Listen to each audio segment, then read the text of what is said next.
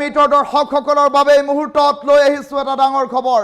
এফালে উচ্ছেদৰ বিৰোধিতাৰে ৰাজ্যৰ প্ৰান্তে প্ৰান্তে সংখ্যালঘু জনতাই কৰিছে প্ৰতিবাদ আৰু এই প্ৰতিবাদ আমচুৱে লৈ পোৱাইছেগৈ দিল্লী আৰু সমানে সমানে দেখিবলৈ পোৱা গৈছে এতিয়া উচ্ছেদ বিচাৰি কিন্তু খিলঞ্জীয়া জনতায়ো ৰাজপথত সাব্যস্ত কৰিছে প্ৰতিবাদ।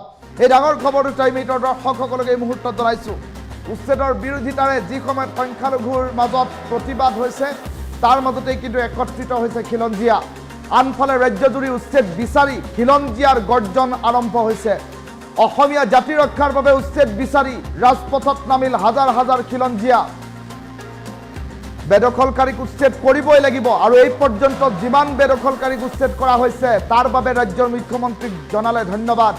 ৰাজ্যৰ প্ৰান্তে প্ৰান্তে বেদখলকাৰী উচ্ছেদ কৰাৰ দাবী উত্থাপন কৰিছে খিলঞ্জীয়া জনতাই।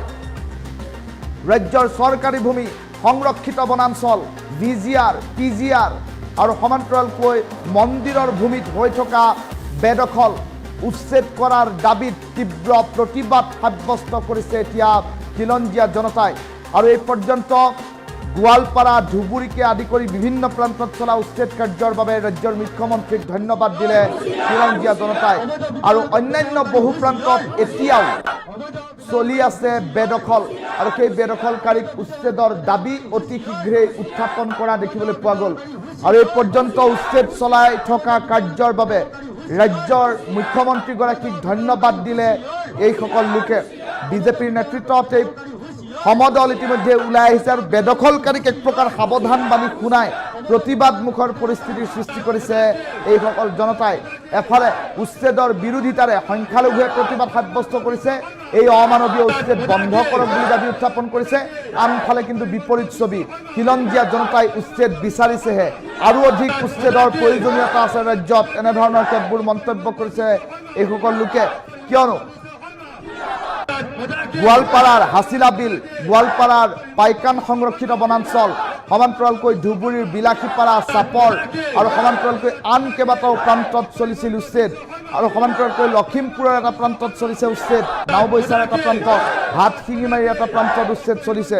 তেনে পৰিপ্ৰেক্ষিতত সেই উচ্ছেদৰ বাবে এইসকল লোকে ৰাজ্যৰ মুখ্যমন্ত্ৰী ডক্টৰ হিমন্ত বিশ্ব শৰ্মাক ধন্যবাদ জ্ঞাপন কৰিছে।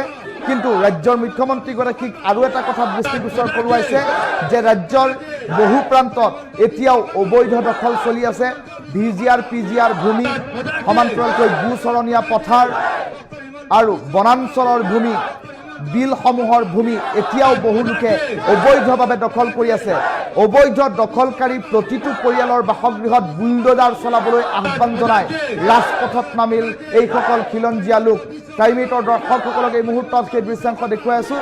প্ৰতিটো প্ৰান্ততে এতিয়া বিজেপি চৰকাৰক সমৰ্থন কৰি ৰাজ্যৰ মুখ্যমন্ত্ৰীক ধন্যবাদ জ্ঞাপন কৰি উচ্ছেদ লাগে বুলি দাবী উত্থাপন কৰিছে এইসকল লোকে।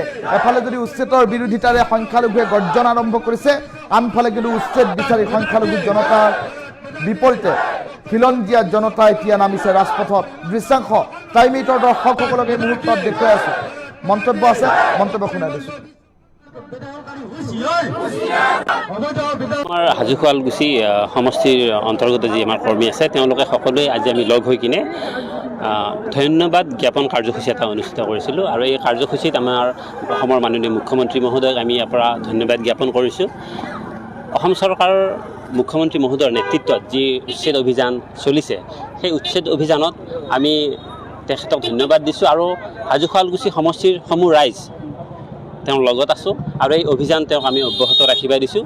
কাৰণ অসমৰ জাতি মাটি ভেটিৰ সুৰক্ষাৰ যি প্ৰণ আমাৰ মাননীয় মুখ্যমন্ত্ৰী মহোদয় লৈছিলে, সেইটো এতিয়া প্ৰতিফলিত দেখা গৈছে। আপোনালোকে দেখিছে অসমীয়া জাতিটো আৰু খিলঞ্জীয়াৰ যি সুৰক্ষাৰ স্বাৰ্থত যি উচ্ছেদ অভিযান চলি আছে, এই উচ্ছেদ অভিযানত আমি তেওঁৰ লগত আছোঁ আৰু তেওঁক পূৰ্ণ সমৰ্থন হাজো শুৱালকুছি সমষ্টিৰ ৰাইজে আগবঢ়াইছে। আৰু পৰৱৰ্তী দিনতো এই কাৰ্যসূচী অব্যাহত থাকি আমাৰ অসমীয়া জাতিটো আৰু খিলঞ্জীয়া আমাৰ যিবোৰ মানুহ আছে তেওঁলোকৰ স্বাৰ্থ সুৰক্ষা কৰাৰ কাৰণে আমি তেওঁক ইয়াৰ পৰাই অনুৰোধ জনাইছোঁ।